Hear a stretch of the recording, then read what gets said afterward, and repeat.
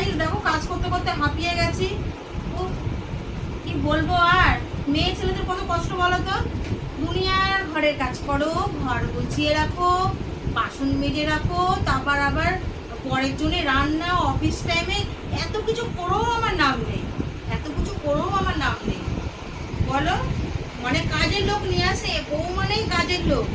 পরে জুতো পরিষ্কার করে দাও, জুতো পরিষ্কার করতে করে চণ্ডী পাঠ অব্দি আমায় করতে হয়। ঘরে সব সকাল থেকে যে কাজ করছি জানো, আমার কোনো সময় নাম নেই। ওরে বাবা, আগে রান্না খাওয়া সব টাইম টাইম।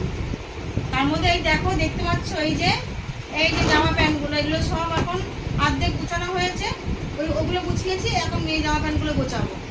গুছিয়ে এই আজকে গুছাবো তো, কালকে তোমরা দেখবে পুরো আবার যেই কে সেই আবার।